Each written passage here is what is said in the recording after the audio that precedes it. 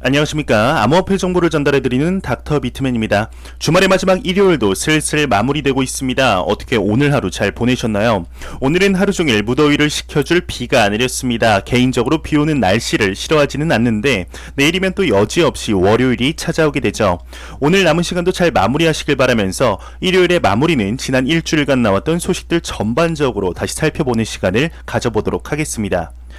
현재 암호화폐 시장이 다시금 회복세를 보이고 있지만 이번 주는 그리 좋은 소식들이 나오지는 않았던 것 같습니다. 중국의 채굴 금지가 중단이 되며 비트코인의 해시레이트가 2019년 중순 수준으로 되돌림이 되었다는 소식이 나왔었는데, 이에 미디어의 경우는 2년 동안 상승세를 유지한 비트코인의 네트워크 해시레이트가 4월 최고점을 기록한 이후 2개월 만에 2019년 중순 수준으로 하락했다 이야기가 나왔었죠.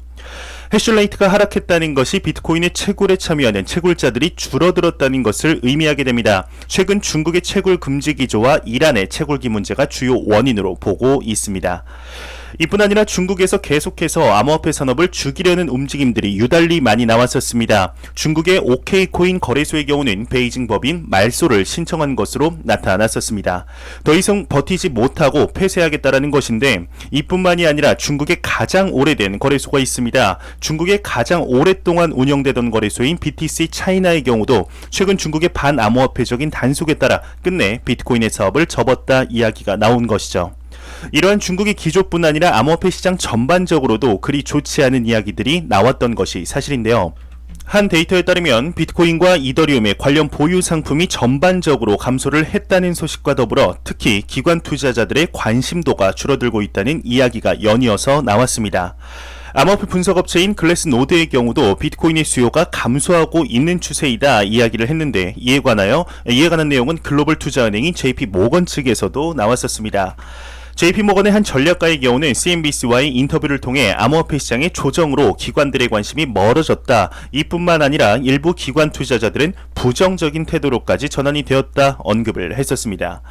하지만 암호화폐 시장의 중단기적인 관점을 이야기할 때는 의견들이 많이 갈리는 것 같습니다. 글로벌 1위의 비트코인 펀드를 운영하는 그레이스케일의 CEO이죠. 마이클 소넨샤인의 경우 오히려 앞서 전해드린 내용과는 정반대의 이야기를 하고 있습니다. 한 미디어와의 인터뷰에서 기관들이 암호화폐 자산의 지속 가능성을 인정하기 시작했다 이야기를 하며, 기관 투자자들의 경우는 암호화폐 자산에 접근할 수 있는 툴이 개발되고 있는 상태이다 언급을 한 것이죠. 현재 이뿐 아니라 암호화폐 시장의 긍정적인 소식들도 상당히 많이 나왔었습니다. 암호화폐 분석 회사인 센티멘트의 경우는 비트코인의 거래소 공급 비율이 6개월 만에 최저 수준에 도달을 했다고 이야기를 했는데, 보통 거래소로 비트코인이 유입이 되게 되면 매도를 위한 움직임으로 보기에 매도 위험이 많이 낮아졌다는 것을 뜻하게 되죠. 실제로 지난 몇 주 동안 포착이 되지 않던 비트코인의 대규모 이동들 또한 포착이 되기 시작했습니다. 지난 수요일이죠. 약 973억 원 규모의 비트코인이 암호화폐 거래소 코인베이스에서 익명의 주소로 이체가 되었으며, 그 다음날 동일 거래소 코인베이스에서 익명의 주소로 무려 약 7,662만 달러 규모의 비트코인의 대규모 이체가 발생을 한 것이죠. 상승장 때는 거의 매일같이 나왔던 소식이었지만 최근에 포착이 거의 안 되었었습니다. 앞서 말씀드린 대로 암호화폐 거래소에서 익명의 주소로의 이체는 중장기 홀딩을 위한 움직임으로 보기에 긍정적으로 해석을 하게 됩니다. 그리고 특히 앞서 언급드린 중국의 반암호화폐적인 기조가 중국 내에 있는 암호화폐 사업자들에게는 당연히 좋진 않겠으나 글로벌적으로 오히려 긍정적인 움직임이라는 의견들이 쏟아졌었습니다. 지난 7월 1일 목요일이죠. 그때 당시 암호화폐 파생 상품 거래소인 바이비트의 경우는 중국 당국의 규제 강화는 오히려 비트코인의 펀더멘털을 강화하는 데 도움이 된다 언급을 했었습니다. 중국 정부의 대대적인 단속으로 5월 들어 중국발 해시레이트가 급감한 것이 사실이라며 오는 4분기가 암호화폐 시장의 방향성을 가를 중요한 변곡점이 될 것이다 전망을 한 것이죠.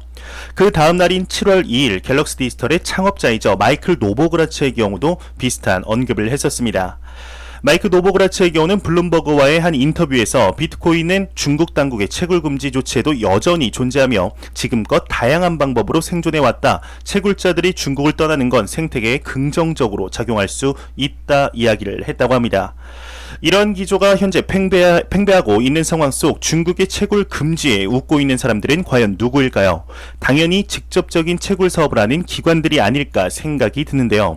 웬 떡이냐 싶었던 마이닝 업체들이 본격적으로 나서기 시작했습니다. 지난 6월 30일 이러한 소식이 나왔었습니다. 미국의 마이닝 업체인 테라울프의 경우는 비트메인의 최신 마이닝 장비를 3만 대 구매 예약을 체결했다는 것이죠. 내년인 2022년 이제 1월부터 6월에 걸쳐 납입이 된다고 합니다. 이에 질서라 이틀 뒤인 7월 2일 캐나다의 채굴 업체에서도 소식이 나왔었습니다.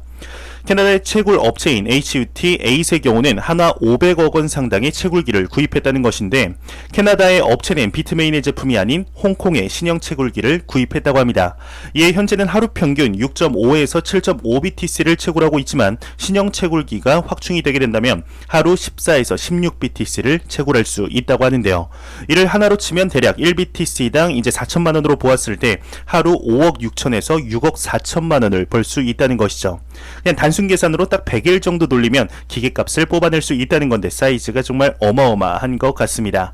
이뿐만 아니라 우리나라의 대형 게임 회사이죠. 바로 넥슨에서도 소식이 나왔었습니다. 넥슨 또한 비트코인의 변동성을 이기지는 못했었죠. 넥슨의 일본 본사가 올해 2분기 암호화폐 거래자산 평가 손해액 485억 원을 영업의 비용으로 계산하기로 했다는 소식이 나왔습니다. 쉽게 말해서 비트코인의 투자의 손해액을 영업의 비용으로 처리하겠다는 것이죠. 이 넥슨 기사를 시작으로 기관 투자자들의 투자 러시에 관한 소식들이 많이 나오기 시작을 했는데 미국의 34조 원의 자산을 관리하고 있는 금융 컨설팅 회사에서 소식이 나왔었습니다. 미 금융 컨설팅 회사 베터멘트의 경우는 암호화폐를 이제 포트폴리오에 추가하는 방안을 고려하고 있다라는 것이죠. 이뿐 아니라 투자의 귀재로 평가받는 인물이 있습니다. 바로 손정희 회장인데요. 이 손 회장의 경우는 소프트뱅크의 회장으로 있습니다. 엄청난 수익률을 자랑하며 금융 쪽에 조금만 관심이 있으신 분들이라면 한 번씩 이름을 들어보셨을 것이라 생각이 드는데요. 이 손 회장의 소프트뱅크 측에서 투자에 나선 것이 화제가 되었었습니다. 브라질의 최대 암호화폐 거래소인 메르카도 비트코인에 약 2266억 원 규모의 투자가 이루어진 것이죠. 이전 5월에도 이미 멕시코의 비스토에 출자를 한 것을 볼 때 소프트뱅크 측에서 라틴 아메리카에서 암호화폐 시장이 급격하게 확장될 것으로 생각하는 것이 아닐까 하는 생각이 들었었습니다. 그리고 어제는 또 하나 재미난 기사가 이제 하나 나왔었습니다. 글로벌 중앙은행들의 헤드라고 불리우는 국제결제은행 BIS에서 하나의 보고서가 나온 것이죠. 리플 XRP와 이더리움의 보유자들이 가장 교육 수준이 높으며 라이트코인의 보유자들이 가장 교육 수준이 낮은 것으로 조사가 되었었습니다. 추가적으로 XRP와 이더리움, 스텔라루멘의 홀더들이 가장 부유한 암호화폐 보유자일 가능성이 높다고 설명을 했었는데 그냥 애널리스트의 설문조사나 보고서에서 나올 법한 내용이 국제결제은행에서 나왔다고 하니 많은 투자자들이 조금 당황하면서도 재밌어 했던 소식이었던 것 같습니다. 또한 최근 비트코인을 법정화폐로 지정하면서 화제가 되었던 국가이죠. 바로 엘살바도르에 관한 내용 또한 많이 나왔었는데 현재 비트코인이 법정화폐로 인정됨에 따라 타 국가에서도 비트코인을 외국 통화로 인정해야 되는가라는 논의가 이루어지고 있는 상황 속 일본에서 이에 대한 입장을 밝혔었습니다. 일본에서는 비트코인을 외국 통화로 인정하지 않는다 공식적인 언급을 한 것인데 일본 정부의 경우는 이에 대해 강제 통용력을 언급하며 인정하지 못한다 이야기를 했었죠. 하지만 엘살바도르 측의 경우도 이제 이에 대해서 미달러로 받을 수 있으며 미달러와 함께 병행하여 사용하기 때문에 문제가 되지 않는다 이야기를 했었는데요. 이에 관한 문제는 단기간에 해결이 되진 않을 것으로 보고 있습니다.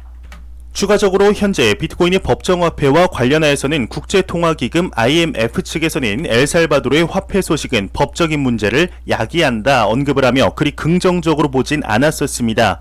이에 관해서 미국의 국무부 차관이죠. 빅토리아 눌런드의 경우는 이러한 언급을 했는데 엘살바도르 대통령에게 비트코인이 잘 규제되어야 한다. 엘살바도르가 비트코인에 관해 국제통화기금과의 공동의 이해를 얻을 수 있기를 희망한다 언급을 하며 엘살바도르를 응원한 듯한 메시지를 보내주었었습니다. 이처럼 글로벌적인 암호화폐 시장에 대한 관심도가 올라감에 따라 최근 우리나라에서 가장 많은 소식들이 나왔던 것 같습니다. 특히 금융위원회가 우리나라 암호화폐 주무부처로 지정이 되는 움직임들이 많아졌는데 지난 수요일 코인거래소에 대한 위장 집금 계좌 적발 시 거래 중단 등 조치를 하겠다며 강하게 압박하는 모습을 볼 수가 있었습니다. 여기서 집금 계좌라는 것이 코인 거래를 위하여 이제 계좌를 만들었으나 다른 용도로 사용하기 위해 사용되어지는 계좌를 이야기합니다. 이러한 움직임은 보통 대형 거래소가 아닌 중소형 거래소에서 많이 사용이 된다고 하네요. 이뿐만이 아니라 업비트와 빗썸, 코인원 그리고 코빗의 경우는 우리나라 4대 거래소라고 불리우고 있습니다. 이 4대 거래소가 뭉쳤다는 소식이 나왔는데 정부에 대응하기 위해 4대 거래소가 합작법인을 설립한 것이죠. 추가적으로 금융위원회의 헤드를 맡고 있는 은성수 위원장의 직접적인 언급 또한 나왔었습니다. 업비트의 점유율이 계속 증가하고 있는데 점유율이 만약 90%가 넘으면 어떻게 할 것인가 라는 윤창현 의원의 질문에 대하여 업비트의 점유율 하나만 놓고 본다면 불공정하다고 볼 수 있다. 하지만 현재 거래소 정리가 이루어지고 있는 배경을 봐야 한다. 상당수의 거래소를 정리하는 것은 불가피하다라는 입장을 내놓은 것이죠. 현재 우리나라 정부에서 암호화폐 거래소에 대하여 어떠한 움직임을 보이고 있는지 대략적으로 그림이 그려지지 않으시나요? 여기에 은성수 위원장의 경우는 쐐기를 박는 말을 하게 됩니다.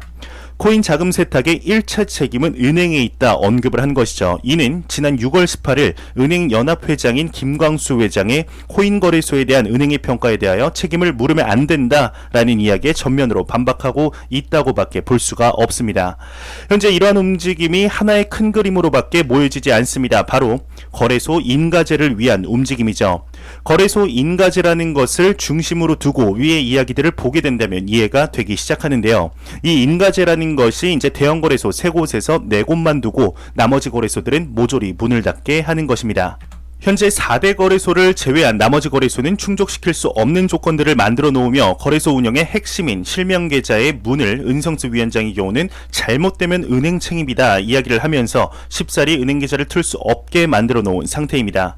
제가 은행이라고 생각하면 나라의 금융위원장이 이렇게 이야기를 하는데 무서워서 어디 거래소에 실명 계좌를 과연 틀 수가 있을까요? 잘해야 본전, 못하면 엄청난 책임이 따르는데 말이죠.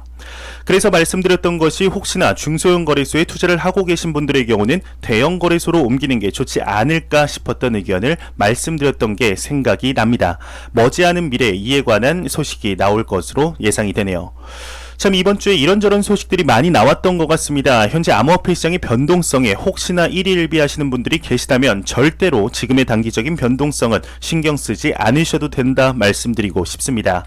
현재 암호화폐 시장은 확장되어 가고 있으며 시장의 내재 가치는 더욱 견고해지고 있습니다. 가격이 아닌 가치에 집중하셔서 장기적인 관점으로 우리의 최종 목표인 경제적 자유를 위하여 이 시장을 철저히 이용하시길 진심으로 바라보겠습니다. 원래는 지난 일주일 소식만 보고 마무리를 하려고 했었는데 스파크 토큰에 관하여 한 가지 소식이 나와 추가적으로 전해드리고 마무리하겠습니다. 마무리되는 소식으로 이제 정말 얼마 남지 않은 소식이죠. 리플 XRP의 유틸리티 포크 스파크 토큰 에어드랍에 관하여 플레어 네트워크 측에서 소식이 한 가지 나왔습니다. XRP 스냅샷 대상 최종 에어드랍 계획이 확정이 되었다고 하는데 어떤 내용인지 한번 같이 보도록 하겠습니다. 플레어 네트워크 측에서 소식이 나왔습니다. XRP 스냅샷 대상 최종 에어드랍 계획이 확정이 되었다고 합니다. 플레어 네트워크의 리플 보이자에 대한 에어드랍 및 최종 유통 계획이 확정이 되었다고 합니다. 플레어 네트워크 측은 네트워크가 활성화되면 자격이 있는 각 소유자가 청구 가능한 스파크 토큰의 15%를 즉시 수령하며 25개월에서 34개월 동안 월 평균 3%를 지급할 것이라고 설명을 했다고 합니다. 얼마 전 이에 관해 관심 있게 보신 분들이라면 아시리라 생각이 듭니다. 트위터를 통해서 세금 문제로 이제 줄일 수도 있다 이야기가 나왔다가 다시금 원래대로 하겠다 언급이 나왔었죠. 이 때문에 다시 한번 확정적으로 언급을 한 것이 아닐까 생각이 듭니다. 정말 얼마 남지 않았습니다. 플레어 네트워크 측에서 이제 정확히 날짜를 밝히면 좋으련만 대략적으로만 말하고 있어서 XRP 투자자들의 애간장을 태우고 있는데 길어야 2주 안에는 에어드랍이 배포되었다는 소식이 나오지 않을까 생각이 듭니다. 과연 스파크 토큰의 배포가 XRP 투자자들에게 기쁨을 줄 수 있는 소식이 되게 될지 한번 기대해 보도록 하겠습니다. 제가 준비해온 소식은 여기까지입니다. 마지막으로 코인 마켓캡에서 가격 보고 마무리하도록 하겠습니다. 메이저 탑10 코인들 한번 전반적으로 살펴보겠습니다. 시가총액 1위의 비트코인의 경우는 이제 전날 대비 3.14% 상승한 4천만원대, 드디어 4천만원대를 넘었습니다. 이더리움의 경우는 6.79% 상승하며 263만원대, 3위의 테더는 환율이죠. 1130원대를 보여주고 있습니다. 우리 게르게 코인 시가총액 7위의 리플 XRP만 이야기하면 그냥 웃음이 나오네요. 네, 전날 대비 2.54% 상승한 784원대를 보여주며 비트코인의 도미넌스는 45.2%, 이더리움의 도미넌스는 18.5%로 암호화폐 시장의 시장에 매우 강력한 비트코인과 이더리움의 시가총액 점유율을 볼 수가 있겠습니다. 제가 준비한 소식은 여기까지입니다. 오늘 남은 시간도 잘 마무리하시고 행복한 시간 보내시길 바랍니다. 영상이 도움이 되셨다면 구독과 좋아요 그리고 광고 한 편만 처음부터 끝까지 시청해 주시기 바랍니다. 이 채널은 오직 광고 수익으로 운영이 되게 됩니다. 저는 조금 더 도움이 되는 영상으로 찾아뵙도록 하겠습니다. 오늘 남은 시간 잘 보내십시오. 감사합니다.